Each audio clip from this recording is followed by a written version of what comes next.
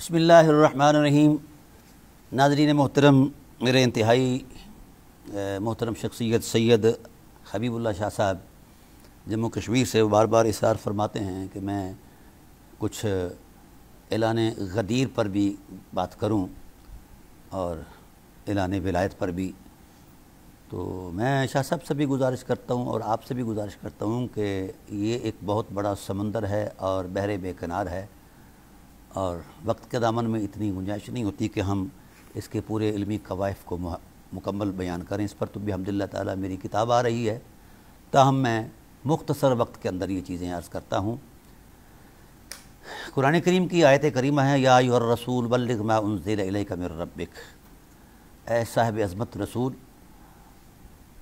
وہ چیز پہنچا دیجئے جو آپ پر نازل ہوا۔ وَإِن لَّمْ تَفْعَلْ فَمَا بَلَّغْتَ رِسَالَتَهُ، اور اگر آپ نے وہ چیز نہیں پہنچائی تو آپ نے رسالت کا کام نہیں کیا۔ یہ بڑا معروف سا ترجمہ ہے، عام سٹیجوں پر لوگ کرتے ہیں، لیکن آج اس میں ایک راز کی بات عرض کرنا چاہتا ہوں۔ بہت سارے لوگوں کو اس پر اعتراض ہے کہ یہ یوں نہیں، یہ یہاں نہیں۔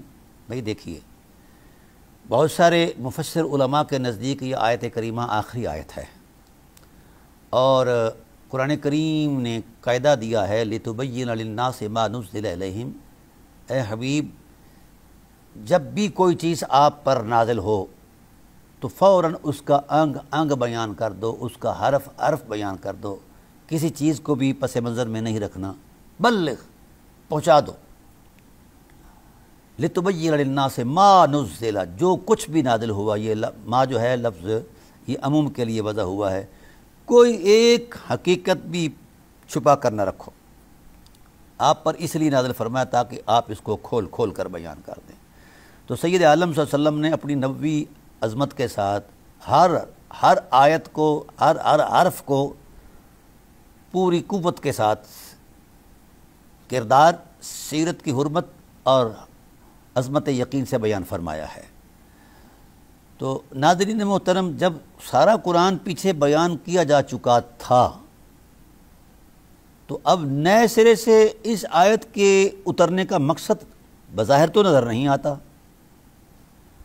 اہل علم کا یہی اعتراض ہے کہ نہیں، اس سے مراد شریعت ہے۔ بھئی شریعت بیان ہو چکی ہے، شریعت بیان ہو چکی ہے، اب اس کا جو شریعت کے بیان کے بعد جو ہے یہ آیت کریمہ شریعت بیان کرنے کے لیے نہیں ہے، بلکہ شریعت کی حفاظت کے لیے ہے اور دائمی حفاظت کے لیے ہے، کیونکہ واللہ یعصمک من الناس کا ٹائٹل جو ہے یہ نصاً اس بات کی تاکید کر رہا ہے کہ حبیب جس وقت آپ نے وہ چیز پہنچا دی جو راز الست کے اندر ساتھ ساتھ آپ کی سینہ اقدس میں ہم نے اس کو بطور امانت رکھا تھا، اب اس کے افشا کرنے کا وقت آ گیا ہے، ظاہر کرنے کا وقت آ گیا ہے، آپ نے وہ راز بتا دیا، تو پھر کیا ہوگا؟ خدا اس بات کا ضامن ہے کہ پھر آپ کا دین قیامت تک محفوظ کر دیا جائے گا، آپ کی شریعت محفوظ کر دی جائے گی۔ یا سمو کا جو ہے مفعول جو ہے وہ ضمیر ہے، اور حضور کی ذات اس سے مراد ہے، تو گویا حضور کی ذات ہی دین ہے، ٹھیک ہے؟ حضور صلی اللہ علیہ وسلم کی ذات ہی دین ہے۔ واللہ یعصمک من الناس، اللہ تعالیٰ کی ذات نے پورے لوگوں سے، کائنات کے پورے باسیوں سے اس کی حفاظت کر دی ہے، ٹھیک ہے؟ یہ ٹھیک ہے کہ کچھ مفسرین نے اس پر خامہ فرسائی کی ہے کہ جناب والا اس سے مراد حضور پہرے دار رکھتے تھے، فلاں تھے، فلاں تھے، فلاں، تو یار یہ وقتی چیزیں تھیں، یہ دائمی حکم ہے، اور اسلوب کلام الہی کے اندر خود نظم نسق کے اندر بھی اور مقتضائے نظم نسق کے اندر بھی سباق و سیاق اور ربط کلام کے تقدس میں بھی یہی حقیقت ظاہر ہو رہی ہے کہ کوئی خاص اعلان تھا، کوئی خاص وحی تھی، کوئی خاص عنوان تھا جس حوالے سے اتنا اہتمام کیا گیا کہ تمام اصحابہ کو روک دیا گیا اور ممبر بچھایا گیا۔ ممبر بچھانے کے بعد جناب والا اہتمام کر کے سب کو خاموش کر دیا گیا۔ تو حضور نبی کریم صلی اللہ علیہ وسلم نے سب سے پہلے جس چیز کو بیان فرمایا، یعنی مقدمے کے طور پر، یعنی اعلان غدیر کے مقدمے کے طور پر جو چیز سب سے پہلے بیان فرمائی، وہ اپنا تشخص بیان فرمایا۔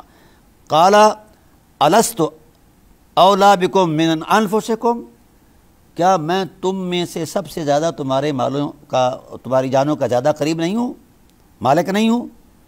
تو راوی کہتے ہیں، صحابی کہتے ہیں قلنا بلا یا رسول اللہ، یا رسول اللہ آپ ہمارے مالک ہیں۔ یہ بات بڑی نفیس اور باریک ہے ناظرین محترم۔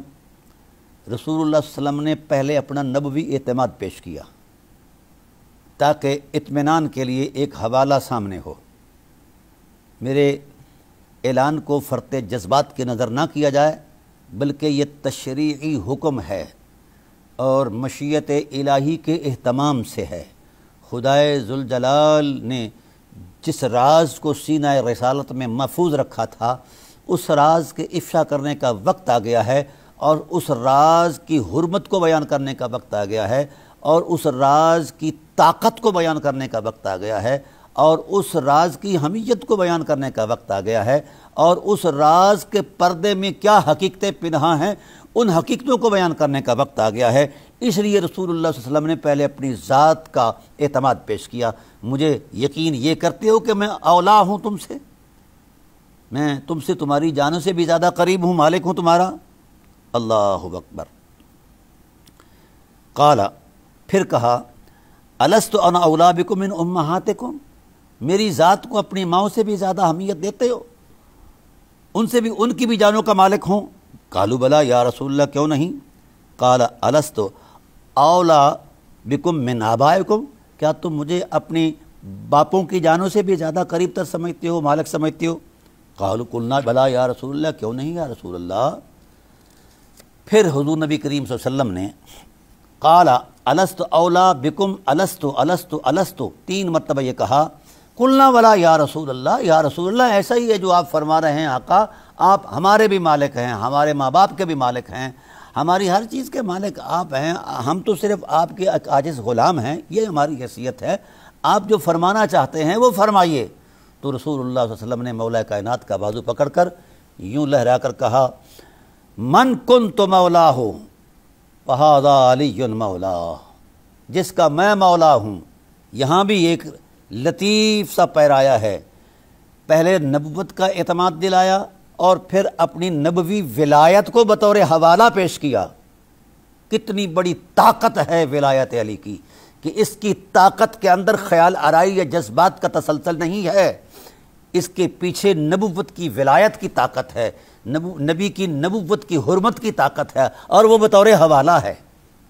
یہ بڑی نفیس بات عرض کر رہا ہوں، وہ بطور حوالہ ہے۔ اللہ اکبر۔ اب کوئی شخص ولایت علی کا انکار کرتا ہے تو وہ نبوت کا انکار کرتا ہے، ولایت نبوت کا انکار کرتا ہے، اور حرمت دین کا انکار کرتا ہے، قرآن عظیم کا انکار کرتا ہے۔ ٹھیک ہے، ملا اعظم کے دین کی تراش خراش اور ہے، یہ حجرہ ساز ہے، اور مولا کے دین کا تقدس کچھ اور ہے۔ اس لیے پھر فرمایا فَإِنَّ عَلِيًّا بَعْدِي مولا، میرے بعد جو ہے اس امت کا مولا علی ہے۔ یہ رسول دو عالم صلی اللہ علیہ وسلم کے ارشادات ہیں، اور حدیث کی 41 کتابوں کا یہ حوالہ ہے۔ اب وقت نہیں میں ہر سطر کا حوالہ پیش کرتا۔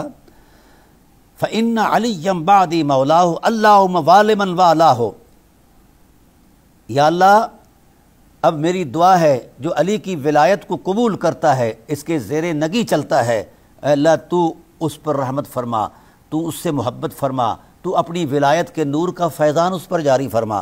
وَعَادِ مَنْ عَادَاهُ، جو علی کے مد مقابل آتا ہے اور علی سے جھگڑتا ہے، دشمنی کرتا ہے، اللہ تو بھی اس کا دشمن ہو جا۔ یہ فقال عمر بن الخطاب ہنیئا لک یا ابن علی ابن ابی طالب اصبحت اليوم ولی کل مومن۔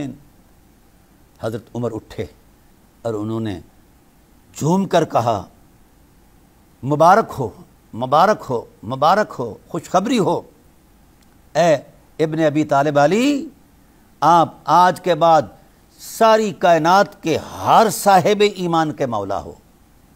تو آج بھی علی کو مولا وہی مانتا ہے جو صاحب ایمان ہے، اور جس کے اندر ایمان نہیں وہ ولایت علی کا قائل نہیں ہے۔ سمجھ آ گئی؟ وہ ولایت علی کا قائل نہیں ہے، جو وہ ولایت علی کا قائل جو نہیں ہے وہ صاحب ایمان نہیں ہے۔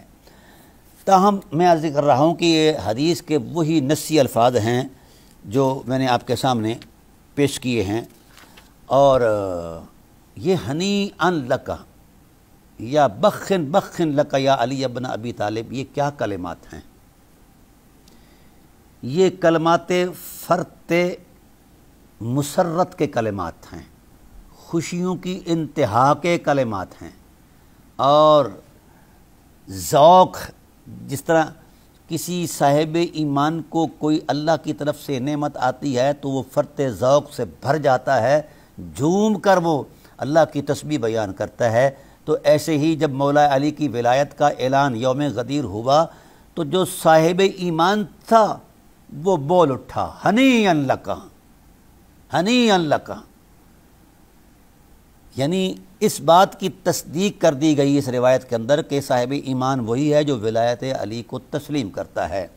اور حضرت ابوبکر صدیق رضی اللہ تعالیٰ عنہ بھی اٹھے، پھر خیمہ لگایا گیا، پھر تمام اصحاب رسول علیہم الرضوان نے مبارکیں دی۔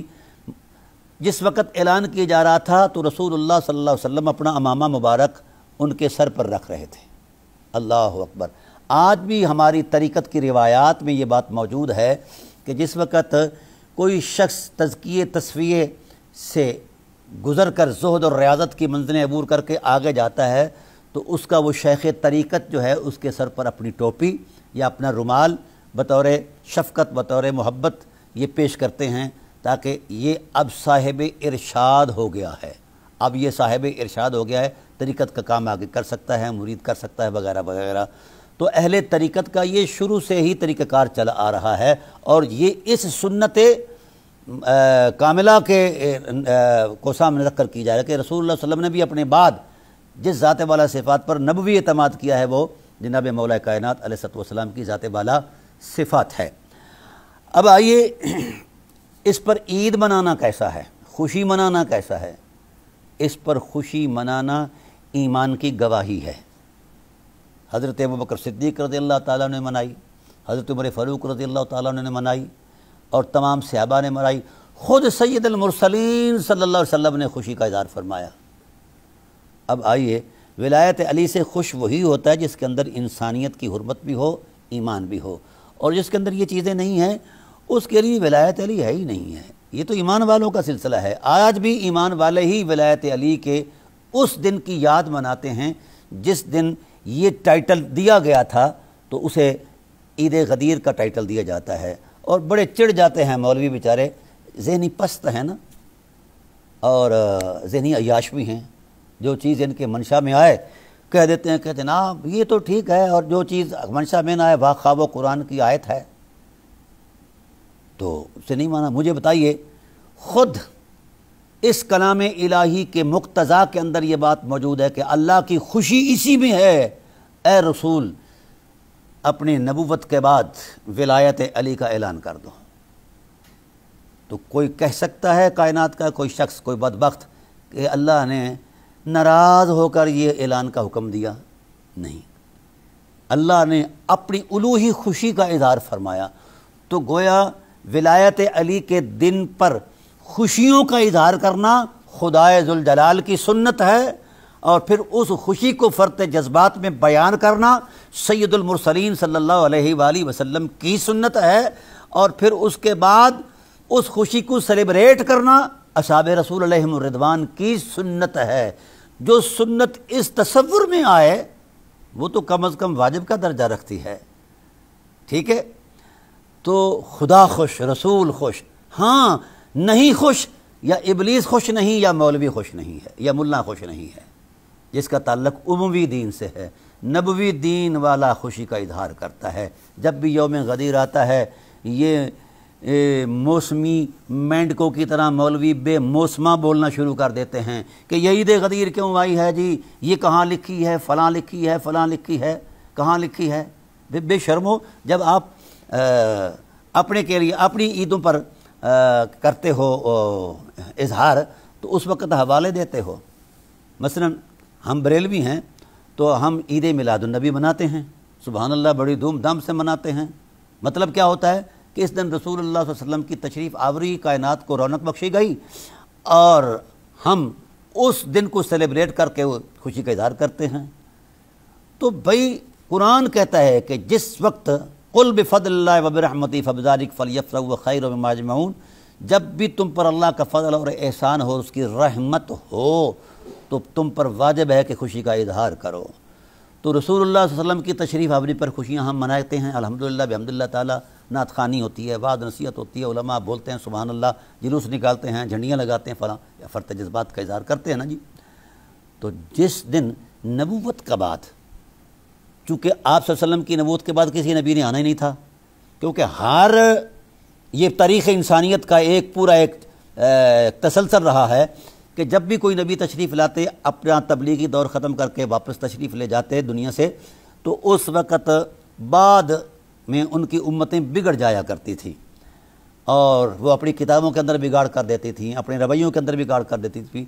تو پھر اللہ تعالیٰ نئے نبی کا اہتمام کر کے اس قوم میں بھیجتے، یا تو اسی شریعت کو از سر نو دوبارہ وہ بیان کرتے یا نئی شریعت لے کر آتے تاکہ قومیں بگڑے نہیں ہیں۔ تو اب سید المرسلین صلی اللہ علیہ وسلم کی بات تو نبوت کا دروازہ بند کر دیا گیا ہے۔ اب اس حوالے سے جو اہتمام قدرت ہے نبوت کی حرمتوں کو تسلسل پذیر رکھنے کے لیے، نبوی پیغام اور شریعت کو تازہ دم رکھنے کے لیے، باوقار رکھنے کے لیے، تو پھر یہ نبوت کا تو ٹائٹل مناسب ہی نہیں تھا نبی صلی اللہ علیہ وسلم کی ذات کے بعد۔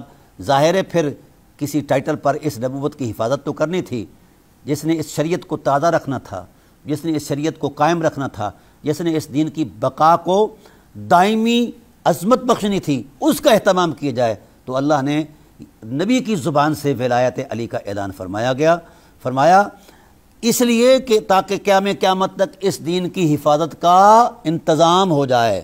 یہ اعلان ولایت نبی حفاظت دین کی ضمانت ہے۔ اس پر تو انشاءاللہ 24-25 گھنٹے میں گفتگو کر سکتا ہوں، لیکن وقت کے اندر گنجائش نہیں ہے۔ تو یہ اعلان ولایت جو ہے حفاظت دین ہے، اور قرآن کریم کی نص کے اندر موجود ہے کہ آپ کا تو حبیب آخری وقت آ گیا ہے، اب آپ کی ذات سے جو وابستہ حقیقتیں ہیں ان کو اگر کوئی حقیقت زندہ رکھ سکتی ہے تو وہ مولا کائنات کی ذات ہے۔ تو اس لیے سید عالم صلی اللہ علیہ وسلم نے اللہ کے اعلان فرمانے پر اپنا اعلان فرمایا اور پھر بار بار خطبے دیے، انی تارکم فیکم الثقلین، تمہیں دو چیزیں چھوڑ کر جا رہا ہوں، ایک قرآن اور ایک اطرت پاک، اور قرآن کے اندر اور میری اطرت کے اندر ہی ہدایت ہے۔ جب تک تم ان سے جڑے رہو گے ہمیشہ ہدایت پر رہو گے، اور ان سے الگ ہو جاؤ گے تو پھر ہدایت سے خالی رہو گے، نجات سے بے بہرہ رہو گے۔ تو لہٰذا یہ تو امت کی نجات کا اعلان ہے، امت کی بھلائی کا اعلان ہے، دین کی حفاظت کا اعلان ہے، بقائے دین کا نام ہے اعلان ہے۔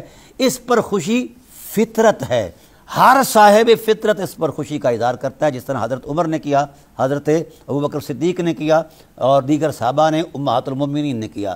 تو جن کے اندر فطرت ہی نہیں ہے وہ ہیں ہی خبیث الفطرت، ان کو اس عید سے چڑ ہے، اس لیے وہ حوالے مانگتے ہیں۔ او بے شرمو، کبھی قرآن پڑھا کرو۔ ربنا انزل علینا مائدۃ من السماء تکون لنا عیدا لاولنا وآخرنا وآیۃ منک وارزقنا وانت خیر الرازقین۔ حضرت عیسیٰ کی قوم پر، علیہ السلام کی قوم پر اگر پکوان اترے، پکا پکایا کھانا آئے، تو پھر اس دن کو عید کہا جاتا ہے۔ او بھائی روٹی آئے، بٹیرے آئیں، تو وہ دن عید ہے اس قوم کے لیے، اس نبی کے لیے۔ تو جس قوم کو ولایت کے نور سے نوازا جائے اور اس ولایت کا سرچشمہ مولا علی کو قرار دیا جائے، اس سے بھی بڑی کوئی عید ہو سکتی ہے؟ اس لیے یہ بڑی عیدوں سے بڑی عید ہے۔ سید عالم صلی اللہ علیہ وسلم کی تشریف آوری بہت بڑی عید ہے، پھر اس کے بعد یہ جو اہتمام قدرت ہے یہ بڑی عید ہے۔ باقی عیدوں کا تعلق جو ہے وہ اعمال سے ہے۔ ہم جس وقت رمضان المبارک کے روزے رکھتے ہیں تو اعمال کا ٹائٹل یہ ہوتا ہے کہ ہم روزے رکھتے ہیں، اللہ تعالی ہماری اس مشقت پر اپنی خوشی کا اظہار فرما کے ہمیں ہماری مغفرت فرماتے ہیں، نجات فرماتے ہیں، ہم پر رحمت فرماتے ہیں، اس پر ہم خوشی کا اظہار کرتے ہیں۔ تو بڑی عید پر، بقرعید پر ایک عرس ہے حضرت ابراہیم علیہ السلام کا، ہم اس عرس کے اندر اپنی شرکت کا اظہار کرتے ہیں تو اللہ تعالی ہمارے گناہوں سے درگزر فرماتے ہیں، مغفرت فرماتے ہیں وغیرہ۔ تو وہ ہیں ثواب کی عظمت میں عیدیں، اور یہ ہیں ایمان کی عظمت میں عیدیں۔